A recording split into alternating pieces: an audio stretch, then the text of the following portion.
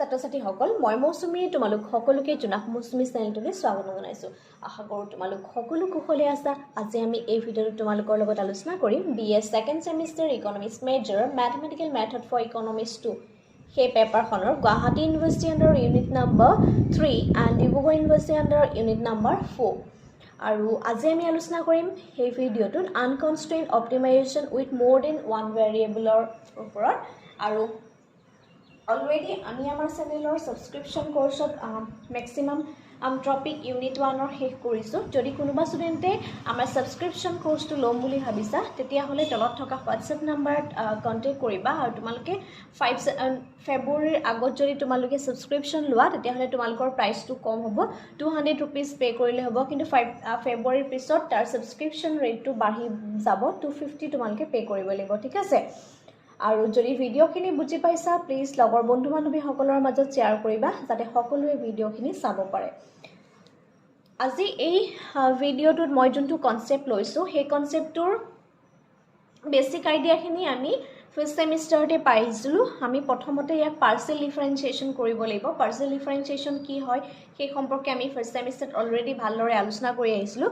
আৰু আজি এই ভিডিঅ'টোত তাৰ এটা এক্সাম্পল লৈছোঁ, আনকনষ্ট্ৰেইণ্ট অপটিমাইজেশ্যন মোৰ দেন ওৱান ভেৰিয়েবল। আৰু ইয়াত দুটা ভেৰিয়েবল আছে, দুটা ভেৰিয়েবল থকাৰ কনচেপ্টটোত আমি কেনেধৰণে ছল্ভ কৰিব পাৰোঁ ভিডিঅ'টো স্কিপ নকৰাকৈ ফাৰ্ষ্টৰ পৰা লাষ্টলৈকে চাই যাবা, কাৰণ ইয়াত আমি বহুত কিছুমান সৰু সৰু কথা শিকি যাব লাগিব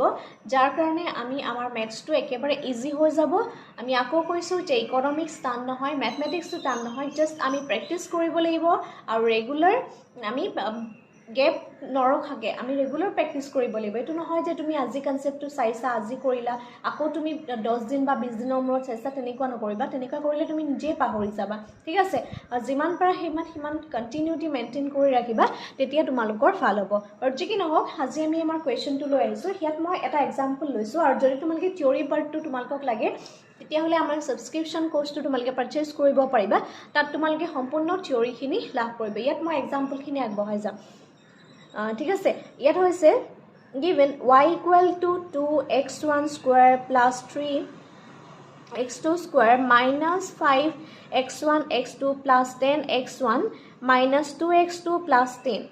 Find the optimum value of exclamatory variable and the dependent variable. Okay, এতিয়া এই যে আনকনষ্ট্ৰেইণ্ট অপটিমাইজেশ্যনৰ যোনটো কনচেপ্ট তাৰ কেইটামান নেচেচাৰী কণ্ডিশ্যন আছে আৰু কেইটামান ছাফিচিয়েণ্ট কণ্ডিশ্যন আছে। গতিকে আমি কি কৰিব লাগিব, তাৰ নেচেচাৰী কণ্ডিশ্যন ছাফিচিয়েণ্ট কণ্ডিশ্যনকেইটা প্ৰথমতে জানি ল'ব লাগিব। এতিয়া কুৱেশ্যনটোৰ যিহেতু এটা এক্সাম্পলৰ কুৱেশ্যন, গতিকে ইয়াত থিয়ৰী পাৰ্টটো মই তোমালোকক আগবঢ়োৱা নাই বা আগনবঢ়াওঁ। ইয়াত প্ৰথমতে লিখিব লাগিব গিভেন, আমাক কি দি থোৱা হৈছে, আমাক যোনটো ইকুৱেশ্যন দি থোৱা হৈছে ইকুৱেশ্যনটো লিখি ল'ম। y equal to 2x1 square plus 3x2 square minus 5x1 x2 plus 10x1 minus 2x2 plus 10। এই ইকুৱেশ্যনটো আমাক দি থোৱা হৈছে, ঠিক আছে। এতিয়া এই ইকুৱেশ্যনটোৰ পৰা আমি কি কৰিব লাগিব, ফাৰ্ষ্ট অৰ্ডাৰ কণ্ডিশ্যন কৰিব লাগিব। লিখি লোৱা first order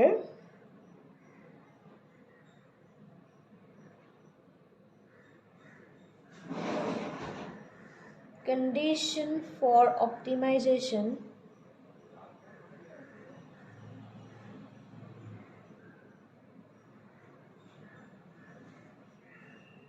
for both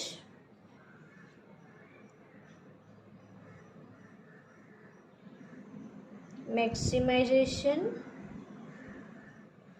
and minimization.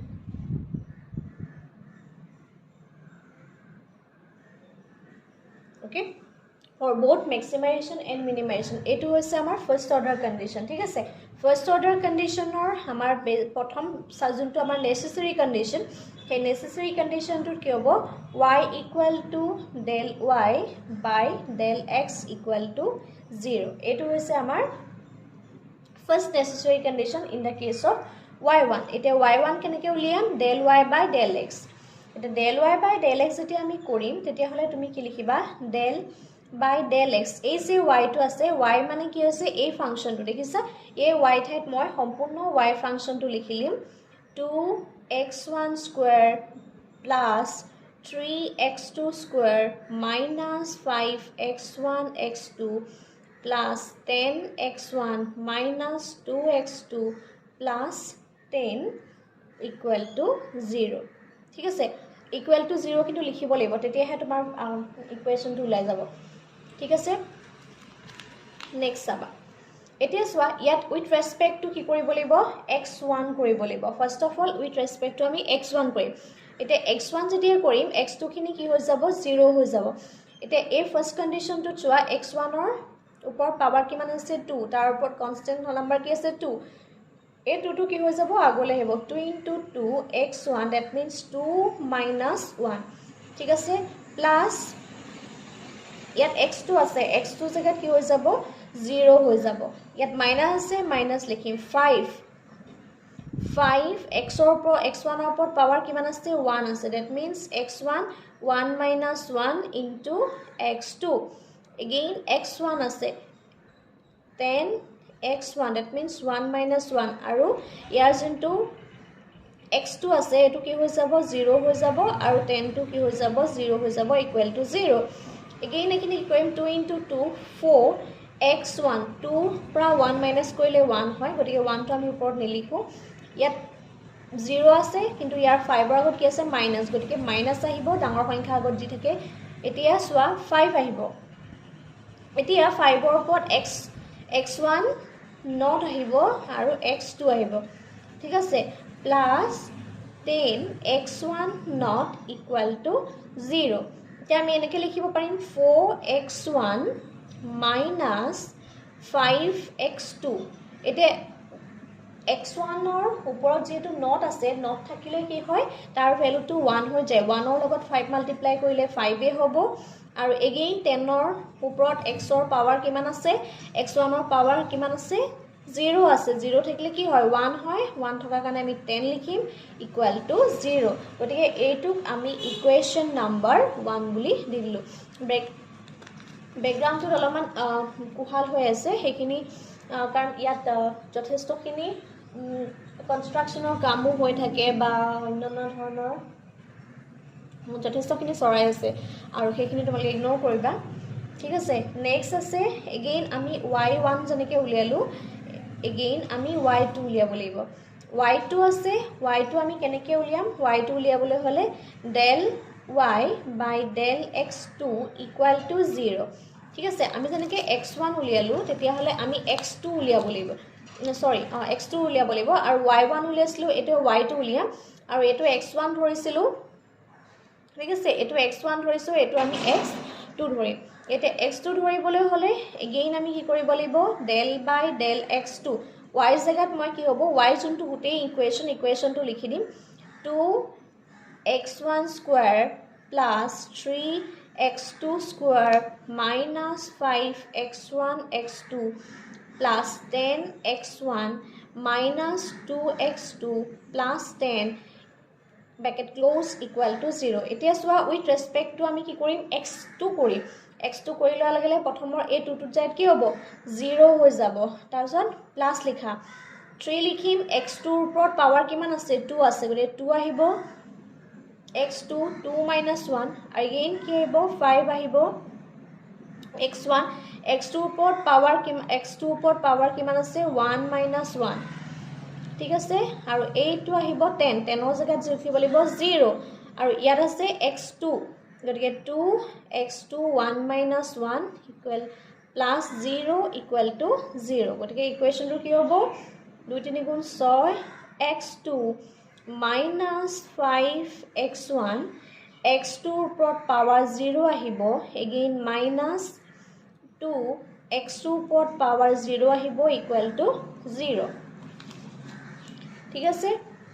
Next এতিয়া লিখিব লাগিব 6x2 minus 5x1 minus x2 ওপৰত যেটো পাৱাৰ কিমান আছে যেহেতু 0 আসলে গতিকে 0 থকাৰ কাৰণে আমি কি লিখিম 1 হৈ যাব ঠিক আছে equal to 0 এতিয়া আমি এই ইকুৱেশ্যনটো সজাই লম ইয়াত যেনেকৈ ফাৰ্ষ্ট ইকুৱেশ্যনটোত x1 টো আগত আসলে আমি ইয়াতো x1 টো আগলৈ লৈ আনিম x1 টো আগলৈ লৈ আনিলে কি হ'ব মন কৰিবা তাৰ আগত যোনটো সিম্বল থাকে হেতুৱে আহিব ইয়াত চোৱা x1 ৰ আগত মাইনাস আছে গতিকে কি হ'ব -5x1 6 ৰ আগত কি আছে প্লাস আছে গতিকে 6x2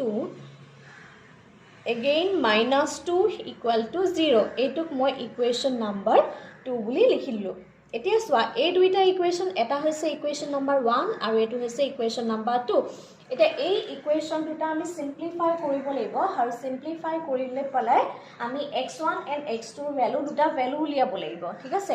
নেক্সট পেজলৈ যাও কাৰণ ইয়াত যেটো পেজ অকমান কম আছে গতিকে একেটা পেজত হলে তোমালোকে বস্তুখিনি বুজি পাবা ঠিক আছে নেক্সট টু চাবা আকৌ মই ইয়াত লিখি দিছো যাতে সকলোৰে সুবিধা হয় এতিয়া ইয়াত মই যোনটো x1 লৈছিলো x1 ৰ যোনটো ভ্যালু হেতু কিমান পাইছিলো 4x1 -5x2 plus 10 equal to 0 এটো ইকুৱেশ্যন নাম্বাৰ 1 আছিলে ইকুৱেশ্যন নাম্বাৰ 2 আছিলে -5x1 plus 6x2 again -2 equal to 0 এটো কি আসলে ইকুৱেশ্যন নাম্বাৰ 2 আসলে যোনটো আগৰ পেজৰ পৰা আহিছে ঠিক আছে এতিয়া কি কৰিম এই যোন দুটা ইকুৱেশ্যন পালো এই দুটা ইকুৱেশ্যন আমি কি কৰিব লাগিব সিম্পলিফাই কৰিব লাগিব তুমি প্ৰতিস্থাপন পদ্ধতিটো কৰিব পৰা অপনয়ন পদ্ধতি কৰিব পৰা যোনটো আমি ক্লাস 10 ত খুব ধুনিয়াকৈ পাইছিলো ক্লাস 9 10 ৰ এটো এটা চেপ্টাৰই আছে আমি প্ৰথমতে চাম যে এই দুইটা সংখ্যাৰ x1 আৰু x2 এটো x1 হয় ঠিক আছে এটো এই x1 আৰু x2 যিকোনো এটা সংখ্যা প্ৰথমতে আমি নোহোৱা কৰিব লাগে অপনয়ন কৰো তেতিয়া ভাল হ'ব এটা কি কৰিম আমি যোনটো ইকুৱেশ্যন 1 আছে সেই ইকুৱেশ্যন 1 টো দুইটাৰ যদি 5 and 4 and 5 ৰ আমি এলসিএম লৈ ললে কি পাম 20 পাম গতিকে এই দুইটাৰ ভ্যালু যদি আমি 20 লৈ লও তেতিয়াও হ'ব নতুবা x2 তোমালকে কৰিব পৰা ইয়াত আছে 5 8 6 আৰু ইয়াৰ এলসিএম লৈ 30 হ'ব 30 লৈ পেলাই তোমালকে মিলাই লব পৰা যিকোনো এটা কৰিব পৰা x1 টো মিলালেও হ'ব x2 টো মিলালেও হ'ব কোনো প্ৰবলেম নাই মই x1 A মিলাইছো we have লিখিলৱা we multiplied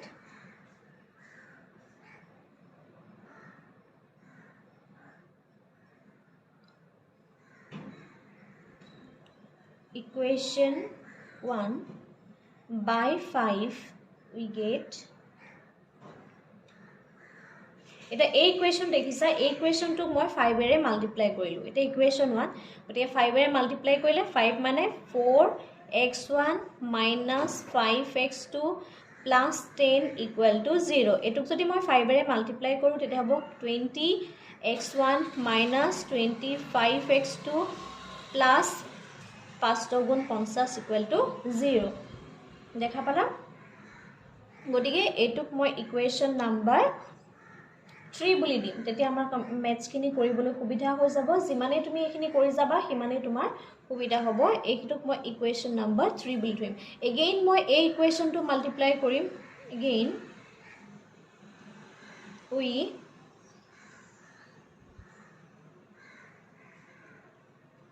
multiply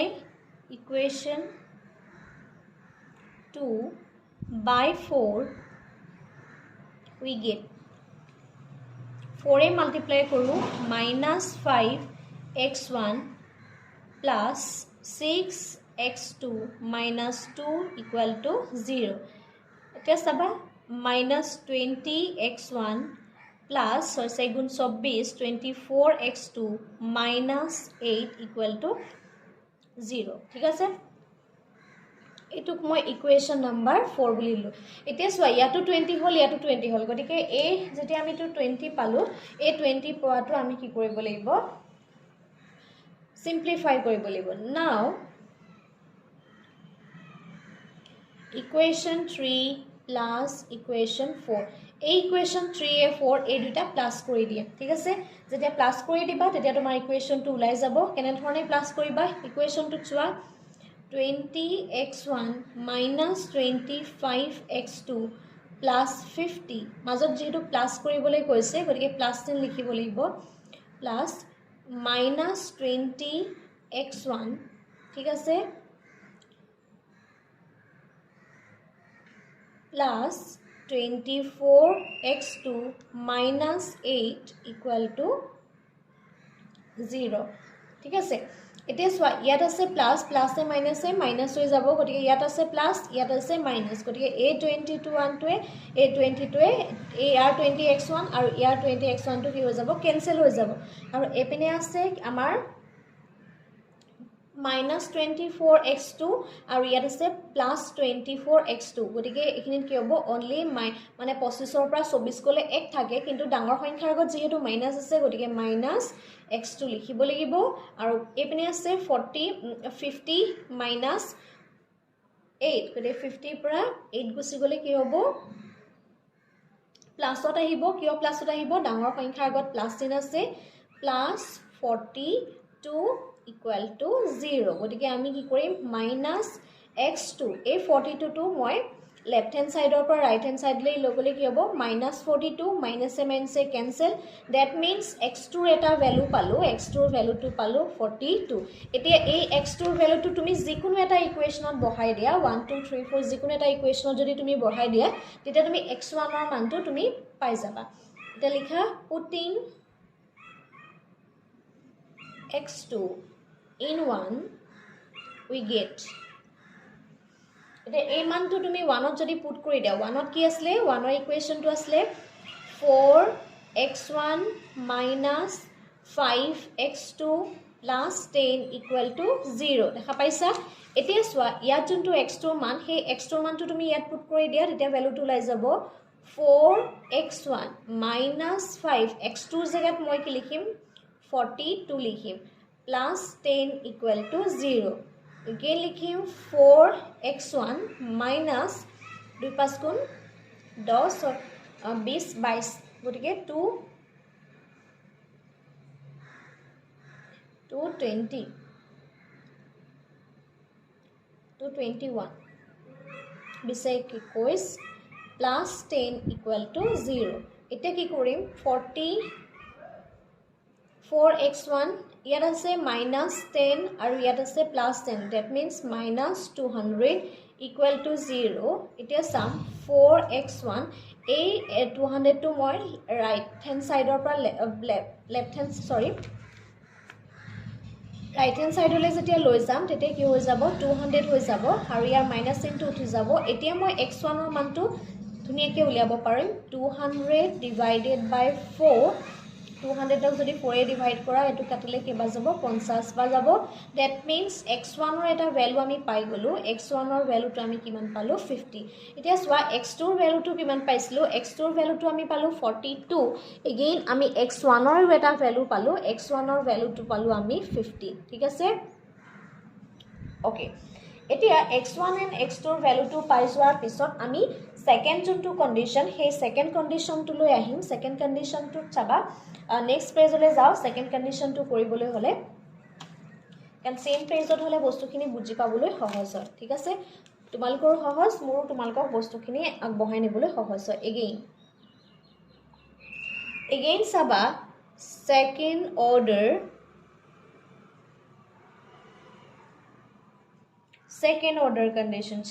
conditionত কি হয় h1 equal to y11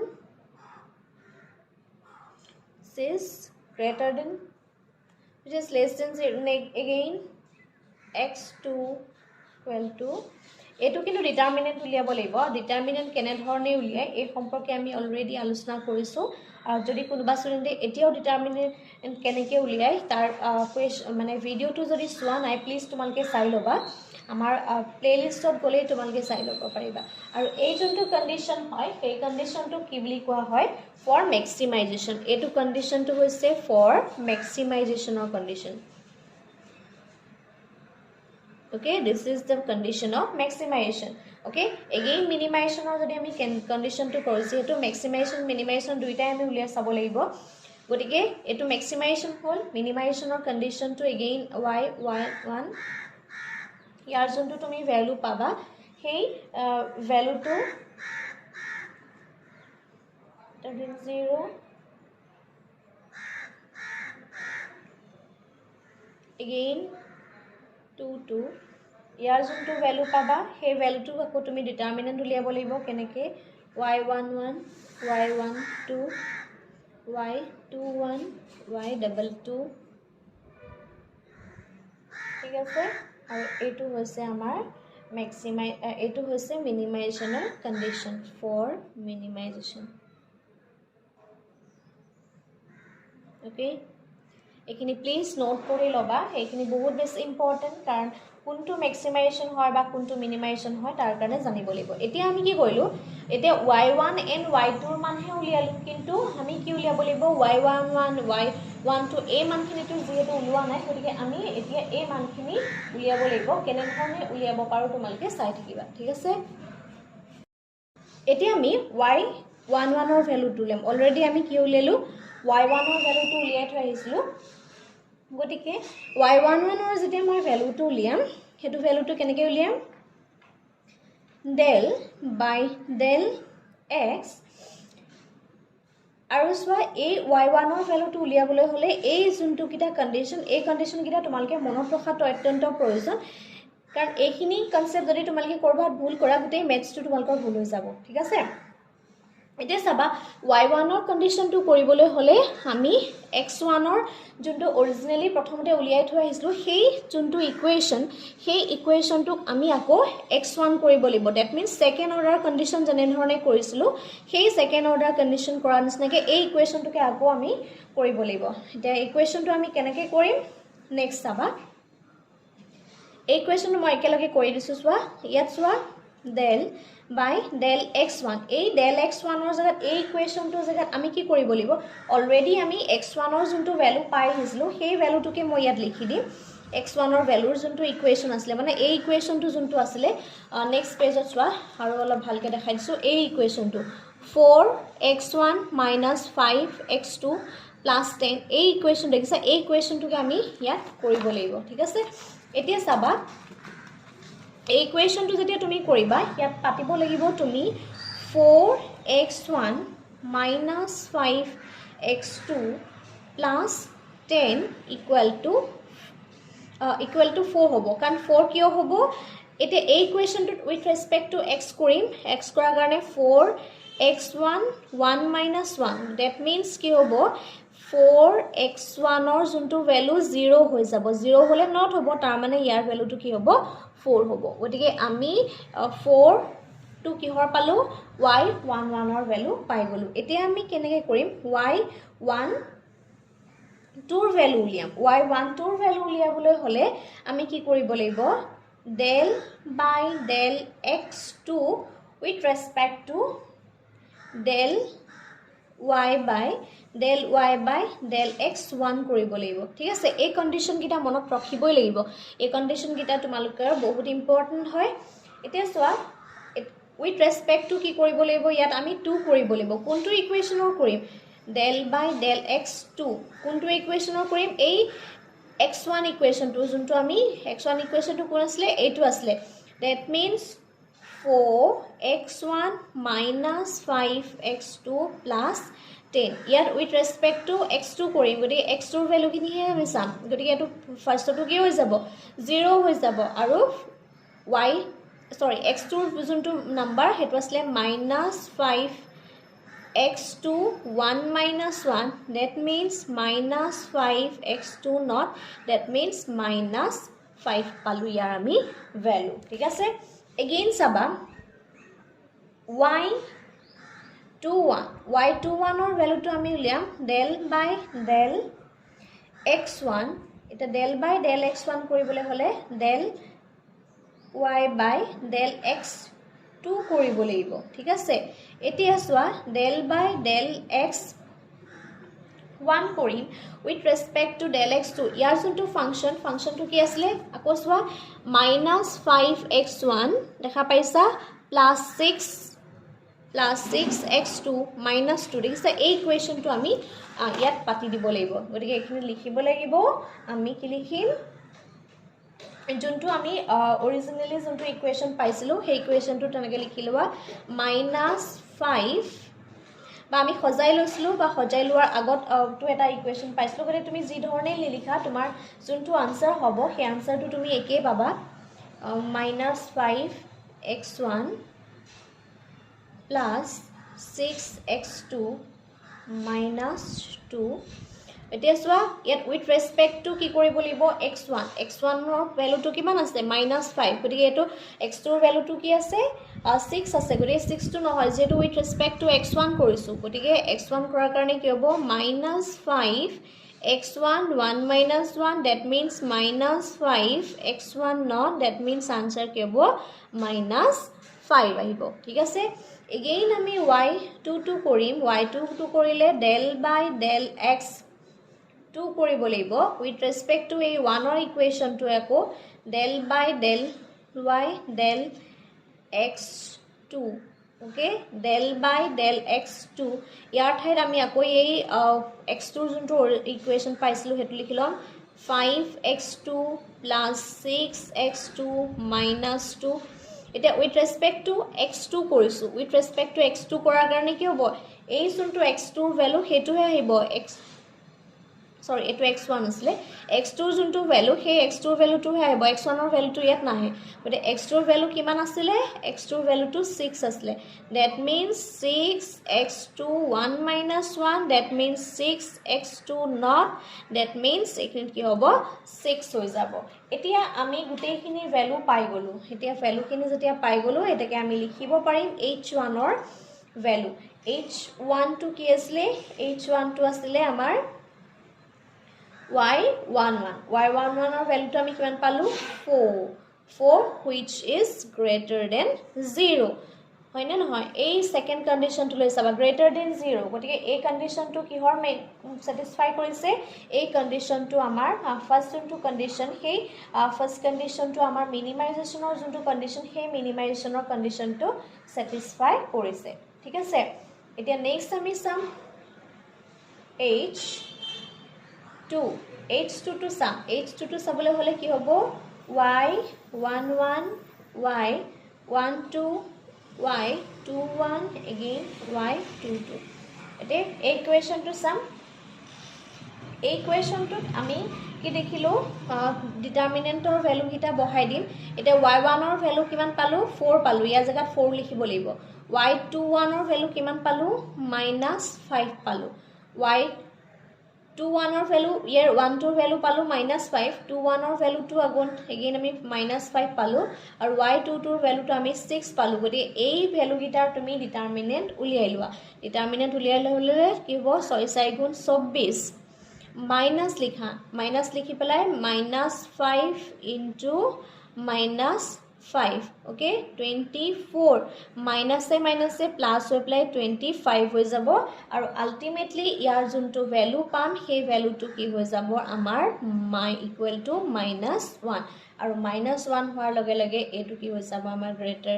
less than 0 হৈ যাব এতিয়া এই কন্ডিশন গিটালৈ যদি তুমি ভালৰে মন কৰা তেতিয়া হলে তুমি দেখিবলৈ পাবা ইয়াৰ যোনটো ফাৰ্স্ট কন্ডিশন ম্যাক্সিমাইজেশনৰ কন্ডিশনটো ফুলফিল কৰিছে জানো ম্যাক্সিমাইজেশনৰ কন্ডিশনটো ফুলফিল নকৰিলে সোৱা ইয়াত 4 পালো 4 to কিহত আসলে greater than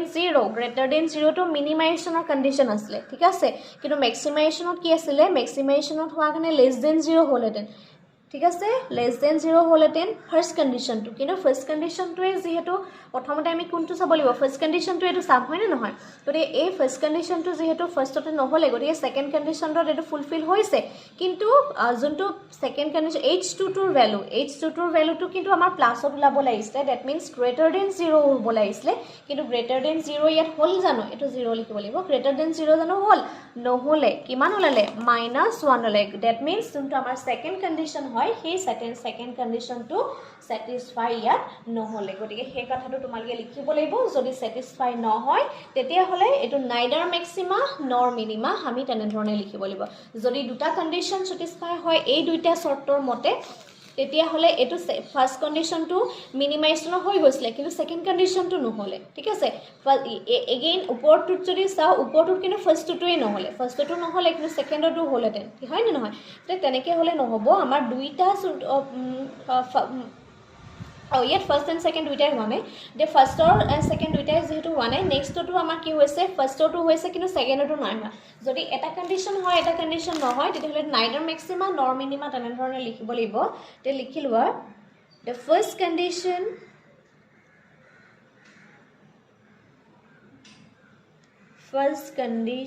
is satisfied, but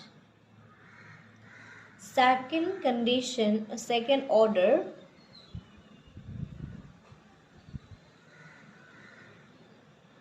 condition is not satisfied.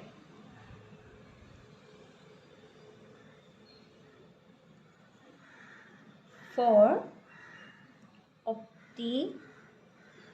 optimization, therefore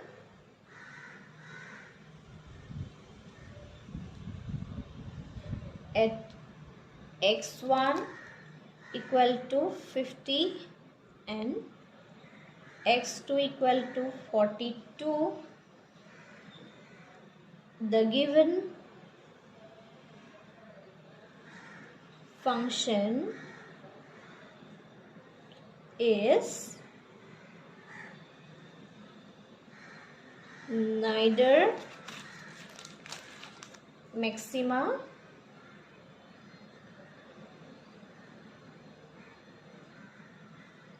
nor minimum.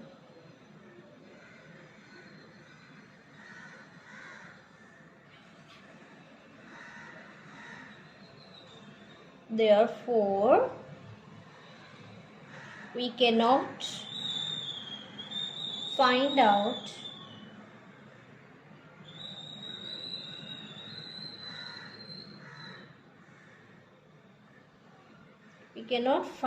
optimum value of dependent variable y. Okay,